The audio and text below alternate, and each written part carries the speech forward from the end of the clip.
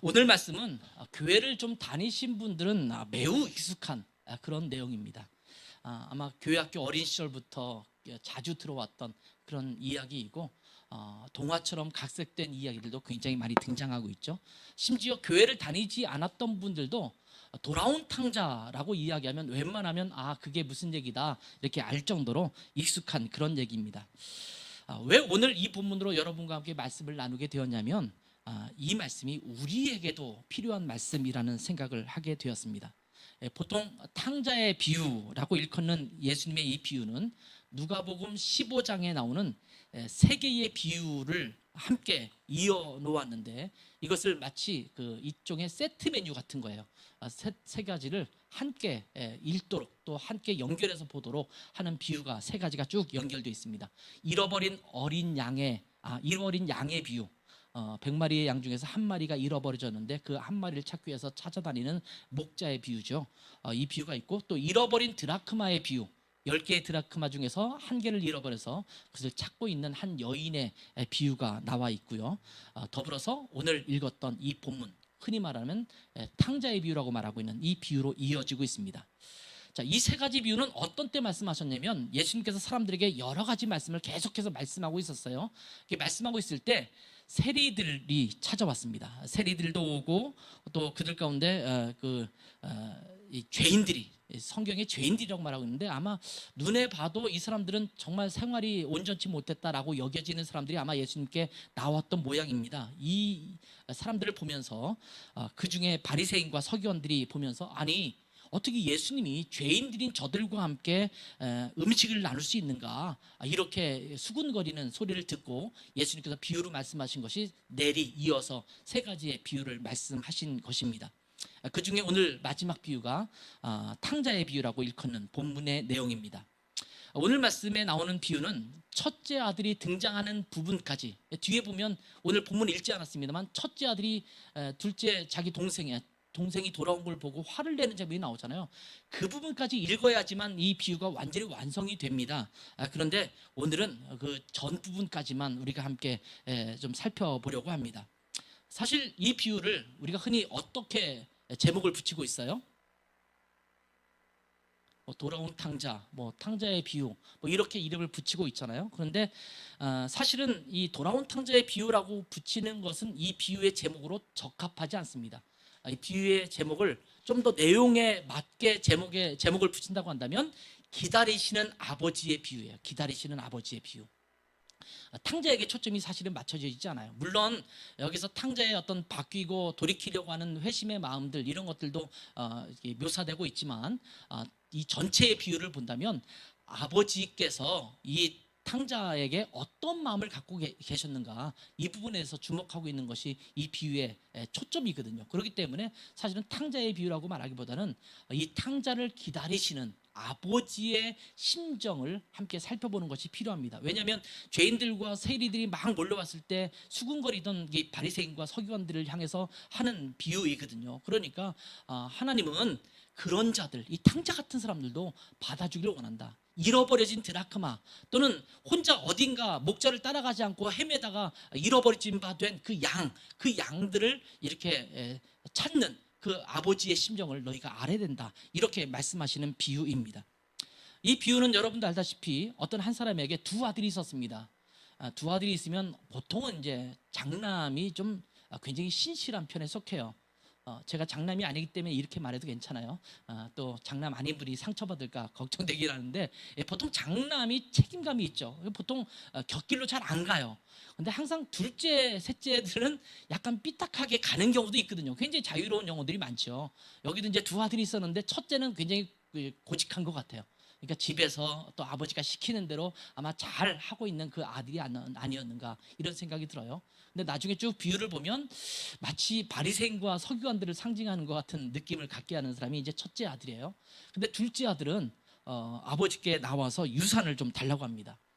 유대의 법률에 의하면 아버지가 돌아가시기 전에 유산을 달라고 하는 것은 있을 수 없는 일입니다. 그런 일이 있을 수도 없고 그렇게 하는 것은 안 되는 일입니다. 굉장히 무례한 요구를 지금 하고 있는 겁니다. 아직도 생생하게 살아있는데 이 제사를 다 허랑방탕하고 돌아왔을 때도 아버지가 정정했잖아요. 그러니까 아버지는 아직도 정정한 것 아닙니까? 그런데 아버지께서 당돌하게 내 유산 좀 주십시오. 어차피 아버지 돌아가시면 줄 유산 아닙니까? 미리 땡겨서 주십시오. 이렇게 무리하게 요청을 한 것입니다. 그런데 하여튼 이 비유를 보면 아버지께서 아무런 말 하지 않고, 물론 생략될 수도 있겠지만 아무 말 하지도 않고 이 유산을 이 아들에게 주었습니다. 둘째 아들에게 준 것만이 아니라 오늘 본문의 비유를 보면 첫째 아들에게도 주고 둘째 아들에게도 나누어 준 것입니다. 그러자 이 둘째 아들이 그 유산을 가지고 집을 떠나서 먼 나라에 가서 허랑방탕하게 살아갔다. 이것이 오늘 본문의 내용입니다. 그런데 집을 떠나서 허랑방탕하게 살면 좋을 것 같은데 결과가 그렇지 못합니다. 여러분, 내 맘대로 사는 것이 얼마나 좋을 것 같습니까? 그런데 아버지 집을 떠나면 고생입니다. 내 맘대로 살면 좋을 것 같지? 우리가 흔히 말하잖아요. 집 떠나면 고생이다. 저도 자녀를 키워보니까 자녀들이 조금 성장하면서 어떤 마음을 점점 갖기 시작하냐면 좀 부모 없이 떨어져서 살아가고 싶다라는 아마 마음이 있는 것 같아요. 자녀들은 대부분 그런 마음을 갖고 있는 것 같아요. 우리 둘째 아들이 뭐 집을 좀 떠나고 싶은데 떠날 일이 없었잖아요. 계속 같이 있었는데 어느 날 호텔리어가 되겠다고 하면서 호텔 실습을 하기 위해서 독일 저 북부에 있는 우제돔이라는 관광지, 해양지가 있거든요. 휴양지에 호텔 5성급 호텔에서 이제 한 3개월 일하러 갔습니다. 실습하러 갔습니다. 실습하러 가는데 처음에 얼마나 이 가슴이 들떠 있는지 몰라요. 빨리 가서 혼자, 이제는 부모도 없는 베를린보다 한참 위이기 때문에 제가 살고 있던 드레센보다 뭐 차로 가려면 한 4시간 이상을 달려가야 되거든요. 멀리 가 있으니까 얼마나 벅찬 가슴이 있었겠습니까? 이제 부모님을 떠나서 혼자 이 3개월이라는 시간을 지내겠구나. 근데 가서 한 1, 2주 있다 보니까 전화를 계속 하더라고요. 엄마, 아빠, 집이 좋은데 언제 집에 가는지, 3개월이 언제 끝날지 기다려진다, 이런 얘기를 하더라고요. 지금 이제 두 아들이 전부 독일에서 따로 살고 있잖아요. 따로 살고 있는데 이제 둘째 아들도 얼마 전에 군대 제대하고 이제 갈 때는 너 독일 가고 싶냐? 엄마 아빠를 떠나는 게 좀 기분이 그렇지 않냐? 그랬더니 아무런 감흥이 없어요. 빨리 가고 싶은 거예요. 빨리 가고 싶은데 이제 가서 이제 일주일밖에 되지 않았는데 계속 전화를 안 하던 아이가 매일 전화하더라고요. 문제가 계속 발생하고 그런 문제를 어떻게 해결할지 물어보기도 하고 이런 생각을 하더라고요. 이게 집 떠나면 좋을 것 같지만 여러분도 다 아다시피 그렇게 좋지 않아요. 부부가 계속 오래 같이 살면 남편이 좀 어딘가 멀리 출장 갔으면 좋겠다라는 마음을 갖는 분도 계시고, 아내가 친정이라도 가서 한 달씩 있으면 어떡하니, 당신 없으면 어떡하지 막 그러다가 딱 떠나는 뒷모습 보고 돌아서는 그 얼굴에 이 만연한 미소 이런 것들이 있다고 하잖아요. 그러니까 좀 같이 떨어져 있는 게 얼마나 좋을까, 이런 생각을 하는 것 같습니다만, 사실은 아무도 참견하는 사람이 없는 것 같고 내 멋대로 살 수 있는 것 같지만 사실은 떠나면 고생입니다. 13절에 보면 그 재산을 다 낭비했다, 이렇게 기록했잖아요. 주신 유산, 제가 볼 때는 적지 않았을 거라고 생각하거든요. 그 재산을 다 낭비할 때까지 쓰려면 얼마나 즐겁게, 흥겹게 마음껏 놀았을까요? 제가 볼 때는 이 탕자는 원 없이 놀았을 것 같아요. 마음껏 정말 즐길 대로 다 즐기면서 지냈을 것 같습니다. 그래서 거기 보면 거기서 허랑방탕하여 그 재산을 다 낭비했다. 뭐 놀고 먹는데 다 썼던 것입니다. 근데 여러분, 우리 인생에게 주어진 모든 것은 한계가 있다라는 것을 우리는 기억해야 합니다. 14절에 보니까 이렇게 기록하고 있죠. 다 없앤 후. 그 유산이 적지 않았을 텐데 그것이 어느 순간 다 없어졌다라는 거예요. 여러분, 예를 들면 우리에게 1,000만 원이 있고 1억이 있으면 굉장히 클 것 같잖아요. 근데 그게 큰 돈이 아니더라고요. 막상 쓰려고 하면 뭉텅뭉텅 몇 군데 들어가면 어느 순간 그만큼 모든 돈이 다 없어지고 있는 것을 보게 되죠. 다 없앤 후에 그 나라에 크게 흉년이 들어서 그가 비로소 궁핍했다, 이렇게 말합니다. 우리에게 주어진 시간도 또 우리에게 주어진 물질도, 우리에게 주어진 재능도 어느 때인가는 모두 사라지는 때가 온다라는 겁니다. 솔드아웃 되는 거예요. 미리 그 궁핍함을 깨달으면 참 좋을 것 같죠. 아, 이게 언젠가 다 없어질 거다. 그러니까 내가 이렇게 화랑방탕하게 쓰면 안 될 것 같다. 이렇게 생각하면 참 좋을 텐데, 문제는 크게 흉년이 든 후에야 궁핍함을 느꼈다라는 겁니다. 오늘 본문에도 그렇게 말하고 있어요. 그 나라에 크게 흉년이 들어 그가 비로소 궁핍해졌다. 다 없애고 흥청망청 썼는데도 아직은 궁핍함을 못 느꼈어요. 그냥 만만했어요. 그런데 그 나라에 흉년이 드니까 그제서야 궁핍함을 느꼈다. 이렇게 기록하고 있는 겁니다. 어느 정도 궁핍했냐면, 돼지 치는 일을 하면서 돼지가 먹는 쥐엄 열매를 먹으려고 하는데 그것도 주는 자가 없었다. 이렇게 기록합니다. 15절 16절에 그렇게 기록하고 있죠. 여러분, 이 둘째 아들이 돼지를 치는 일을 했다라는 것은 참 흥미로운 표현입니다. 성경에 돼지 치는 일이 몇 번 등장하죠. 거라사의 광인을 물리칠 때도 이 돼지떼에게 들어가게 하는 그런 일들이 있었고, 그 중에 또 오늘 본문에서 나오는 것이 돼지를 치는 일을 했다, 이런 기록이 나오고 있는 것을 보게 되죠. 여러분, 유대인들은 돼지를 부정한 가축으로 여기는 그런 동물입니다. 이게 만져도 안 되고 먹어서도 안 되고 돼지를 치는 일은 절대 있을 수도 없는 그런 일이었습니다. 그래서 유대인들은 돼지 치는 일을 하지 않았습니다. 이방인들이나 하는 일입니다. 그런데 먼 나라에 가서 그 나라에서 돼지 치는 일까지 하게 되는 그 둘째 아들의 모습이에요. 그러니까 가장 부정하다고 느끼는 그 가축을 치는 일을 하고 있고, 그 부정한 동물인 돼지가 먹는 것을 먹으려고 하는데 그것조차도 없다, 이렇게 말하고 있는 겁니다. 밑바닥 오분 밑바닥, 궁핍 오분 궁핍, 궁핍 중에 궁핍이고 밑바닥 중에 밑바닥인 거예요. 바닥을 친 겁니다. 우리는 하나님을 떠나서 잘 살 수 있을 것이다, 이렇게 생각합니다. 때로는 하나님을 믿을 때 이것은 하고 저것은 하지 말라, 이런 제약들이 참 많잖아요. 고리타분하고 지겹다라고 느낄 수 있을 것입니다. 이렇게 종교에 매여 사는 것이 어쩌면 인간의 자유를 박탈당하는 것이라고 생각하기도 합니다. 그래서 하나님을 떠나서, 하나님을 믿지 않고 내가 교회라는 것을 떠나서 살면 얼마나 좋을까, 아마 이렇게 생각하는 사람들도 많습니다. 마치 부모와 함께 살면 부모가 잔소리해대죠. 또 계속 이것저것 간섭하고 참견하죠. 그래서 부모님 앞에 불평하듯한 그런 모습을 갖고 교회를 떠나기도 하고 하나님을 떠나기도 하는 그런 분들이 요즘 참 많습니다. 내 맘대로 못하니까 세상에서 누릴 자유를 만끽하지 못한다라고 불평합니다. 그래서 하나님을 떠나보기도 합니다. 내 맘대로 살아볼 거야. 왜 하나님은 자꾸 내 인생에 태클을 거는 거지? 좀 그 태클을 안 걸면 내 맘대로 살 수 있을 텐데 자꾸 하나님은 이것도 하지 말아라, 이건 안 된다, 저건 해라 라고 말하면서 말씀하시는 것이 이제는 좀 지겹다 라는 생각을 하는 분들도 있습니다. 그런데 하나님을 떠난 인생은 참된 행복을 누릴 수 없는 인생이 될 수밖에 없습니다. 잠깐 동안은 더 자유로워 볼 수 있습니다. 더 즐겁고 더 흥겹다고 느낄 수 있습니다. 그러나 여러분 기억하세요. 그것은 잠깐뿐입니다. 허랑방탕하여 낭비할 때는 그렇게 좋았겠죠. 그런데 그것이 계속 가지 않는다라는 거예요. 영원하지 않다라는 거예요. 빨리 깨닫고 돌아오는 자가 복됩니다. 산전수전 다 겪은 후에 오겠다라고 기다리면 안 됩니다. 궁핍 오브 궁핍, 밑바닥 오브 밑바닥, 그때까지 내려갈 때까지 기다리지 말라는 말입니다. 인생의 가장 처참한 바닥까지 가지 않고 돌아오는 것이 복입니다. 여러분, 자유롭다고 느끼지 마세요. 그 자유롭다고 느끼는 그 순간 나는 지금 바닥을 향해서 가고 있다는 것을 알아야 합니다. 빨리 느껴야 합니다. 다행히 탕자는 여기서 뭔가 깨닫습니다. 쥐엄 열매를 먹으려고 하는데 먹지 못할 때, 그때 이제 비로소 깨닫는 거예요. 자기의 상태가 비참하다는 것을 빨리 깨달으면 깨달을수록 복이 되는 겁니다. 탕자는 그 전에 아버지 집에 있었던 때가 정말 행복했었던 때라는 것을 깨닫습니다. 그리고 돌아가기로 결정합니다.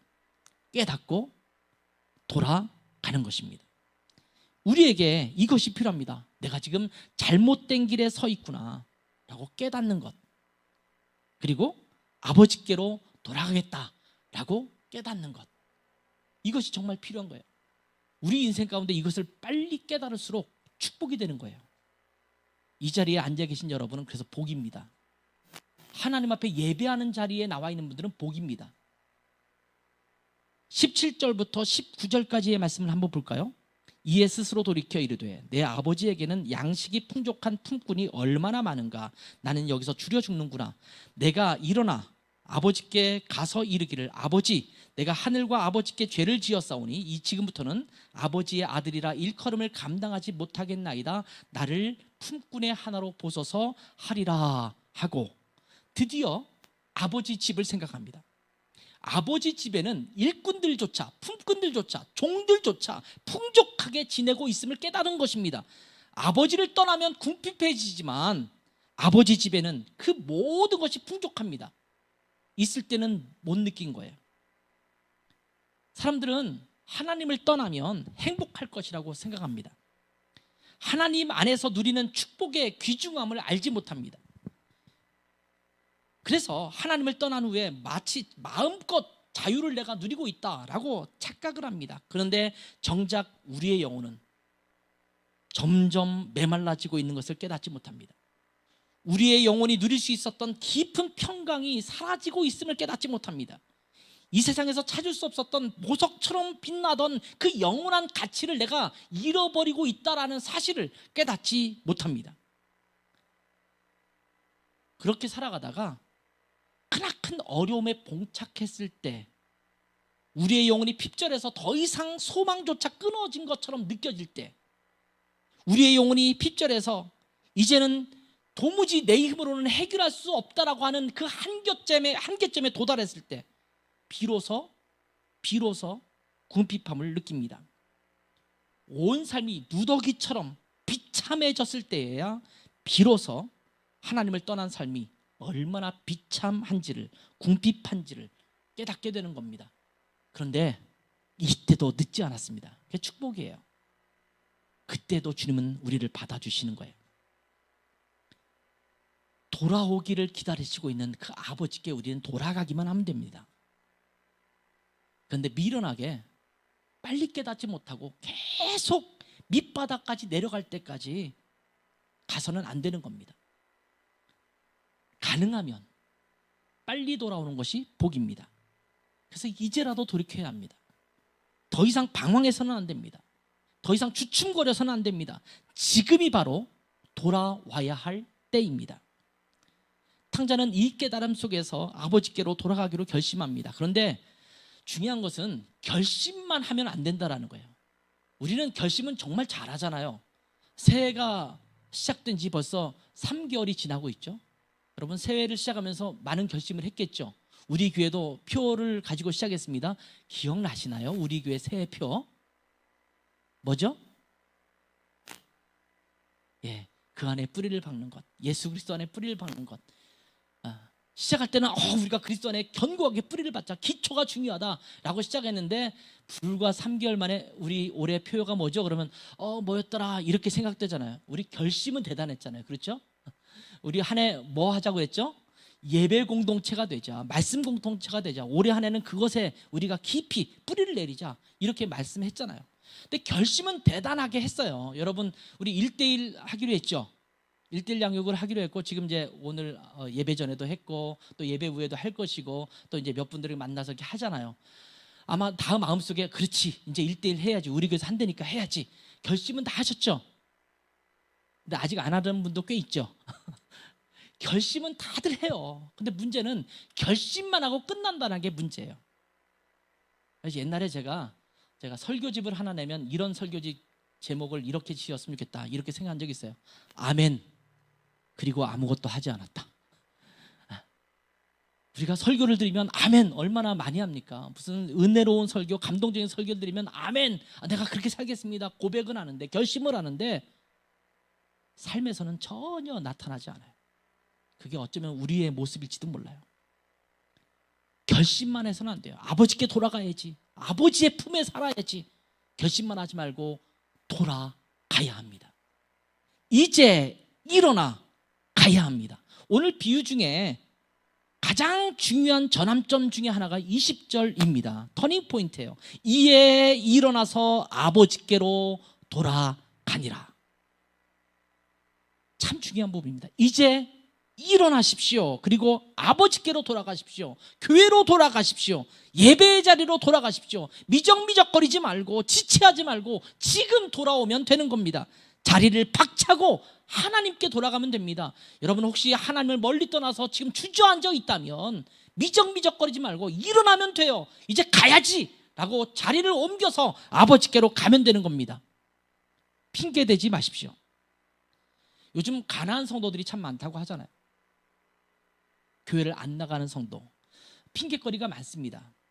어떤 사람은 요즘에 정치적 상황을 빗대면서 교회가 너무 극우적이라서 돌아가지 못하겠다 이렇게 말씀하기도 합니다.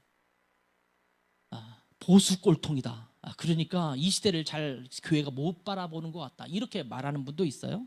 어떤 분은 교회가 너무 구태의연해서 시대를 따라가지 못하니까 교회에 돌아가지 못하겠다 이렇게 말하는 경우도 있습니다. 교회가 너무 세속화됐다. 또 목회자들이 너무나 많이 타락했다. 그래서 돌아가지 못하겠다 이렇게 말합니다. 여러분 이거는 뭐 옹호하기 위해서 하는 말은 아니지만 역사를 보세요. 이스라엘의 역사도 보세요. 선지자들이 타락한 경우 얼마나 많습니까? 영적 지도자들이 타락했던 때가 얼마나 많습니까? 예수님 시대에도 그러지 않았습니까? 여러분 그건 핑계거리예요. 여러분 정말 신실한 교회, 신실한 목사님 찾으려고 노력하면 눈을 씻고 찾지 않아도 주변에 그런 교회들이 있어요. 그런 목사님들도 꽤 많습니다. 근데 우리는 그냥 핑계대고 안 가는 거예요.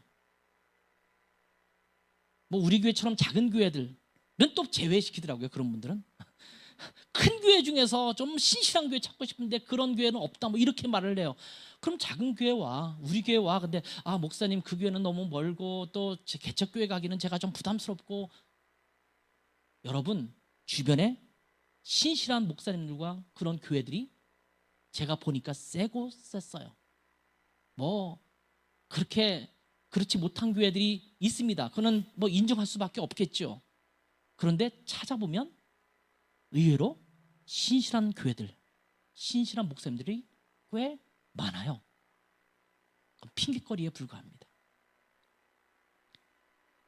크게 노력하지 않아도 그런 교회 찾는 것이 어렵지 않습니다. 이런 핑계 저런 핑계를 대고 하나님을 멀리하는 것은, 또 하나님께서 이 땅에 세우신 교회 공동체를 멀리하는 것은 그저 핑계일 뿐입니다. 하나님은 여러분들이 아버지 하나님께 돌아오기를 기다리고 있습니다. 지금 일어나서 오시면 되는 거예요. 여러분 조금 전에 읽었지만 우리가 아버지께 돌아오면, 하나님께 돌아오면 하나님은 아무것도 묻지 않고 안아주시는 아버지이십니다. 너무나 이것이 감사한 것 같아요. 묻지 않아요. 너 왜 그랬니? 거봐 내가 그럴 줄 알았어.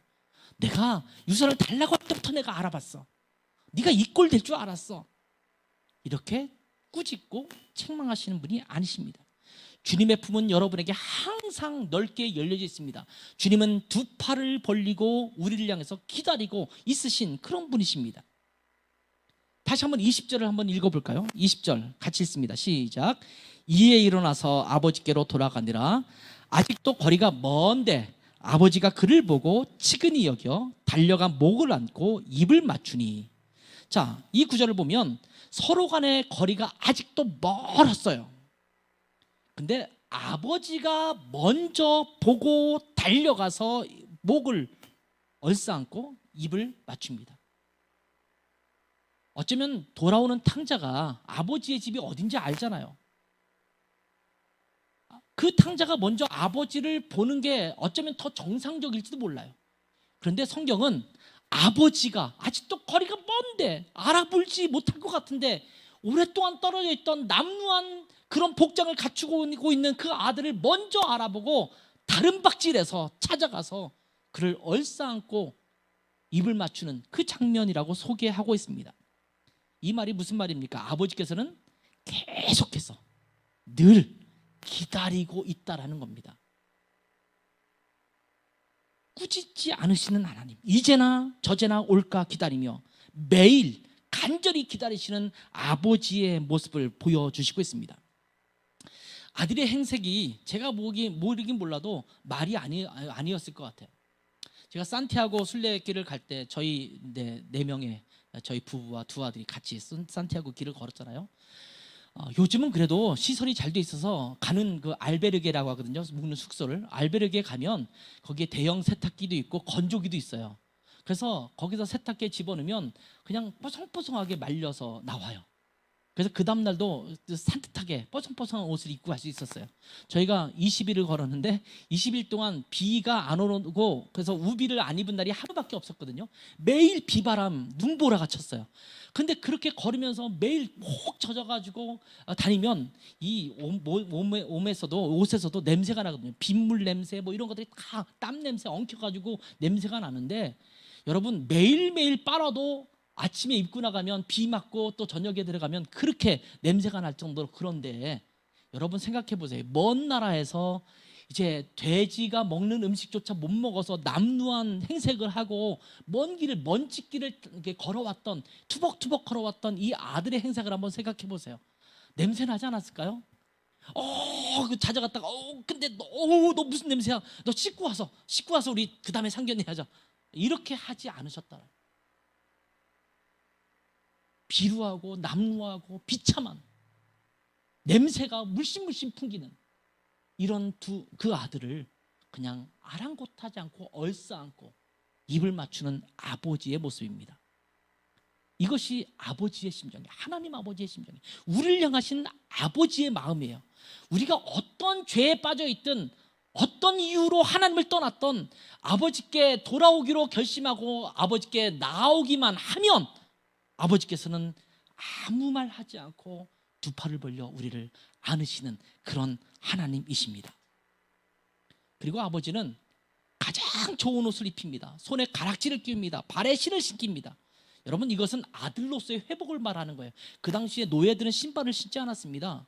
이 가락지를 끼운다는 것은 보통 아버지가 자기 아들에게 가문을 이어주거나 내 자식이라는 걸 표현할 때 끼워주는 것이 일반적으로 가락지였거든요. 이 가락지를 끼워주는 거예요. 좋은 옷을 입힙니다. 품꾼 중에 한 사람으로 써주십시오 라고 말하는 그 아들에게 아니 무슨 소리야, 너는 내 아들이야. 네가 어떻게 살아왔던 내게 돌아왔으니 그것으로 나는 됐어. 너는 내 아들이야 라고 안아주시는 그러한 하나님이십니다. 그리고 살진 송아지를 잡아서 잔치를 벌리세요. 여러분이 돌아오면 아버지는 기뻐하세요. 무조건 기뻐하세요. 그러니까 두려워할 필요도 없어요. 내가 지금 어떻게 살아왔던, 어떤 핑계로, 어떤 이유 때문에 하나님을 떠났던, 여러분 하나님을 떠나 있는 여러분의 장소는 행복의 자리가 아니에요. 기쁨의 자리가 아니에요. 평강의 자리가 아니에요. 결국은 궁핍 안에 들어가 있어야 될 그런 자리예요. 그 자리에서 일어나서 아버지께 돌아가기만 하면 되는 거예요. 얼마나 쉽습니까? 장진숙 씨가 지은 돌아가는 길이라는 찬양이 있어요. 희지윌이라는 그에서 노래를 불렀죠. 그 가사는 오늘의 본문의 비유를 잘 표현해주고 있습니다. 제가 한번 읽어볼게요. 오늘 설교 끝나면 봉헌 찬송으로 이제 아나람 형제가 노래를 부를 텐데 그 가사를 다시 한번 음미했으면 좋겠어요. 양떼를 떠나서 멀리 온 것 같아 목자의 음성도 들리지 않는데 어둠은 내리고 갈 곳을 모른 채 서성이고 있네. 목자의 음성이 싫어 멀리 왔는데 내 맘대로 가면 행복할 줄 알았지. 가고 또 가도 더 목이 마르고 내가 원하는 곳은 이곳이 아닌데 돌아갈 수 있을까? 목자의 음성이 싫어 멀리 왔는데 내 맘대로 가면 행복할 줄 알았지. 가고 또 가도 더 목이 마르고 내가 원하던 곳은 이곳이 아닌데 너무 오랜 시간을 헤맨 것 같은데 목자는 나를 잊었을 것 같은데 내가 있는 곳에서 힘껏 소리쳐봐도 너무 멀리 있어 들리지 않겠지? 내가 앉은 곳, 눈물만 나던 곳, 눈을 들어보니 여전한 그 하늘, 그리고 여전한 주님의 음성이 날 부르고 있네.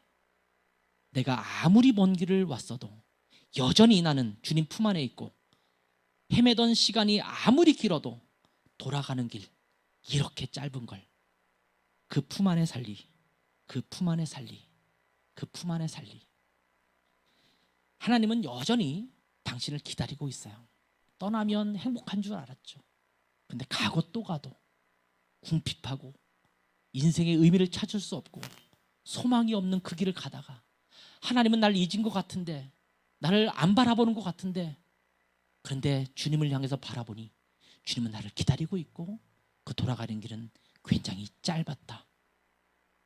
하나님은 여러분을 안아주실 것입니다. 이제 자리에서 일어나셔서 돌아오시면 됩니다. 기도하겠습니다.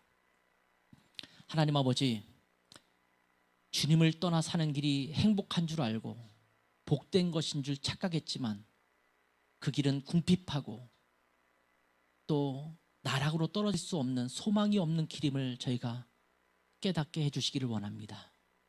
그래서 이제 일어나 아버지께로 돌아가 풍족한 아버지의 품에 안겨 주님 안에서 참된 안식을 누리는 우리 모두가 될 수 있도록 은혜 주시옵소서.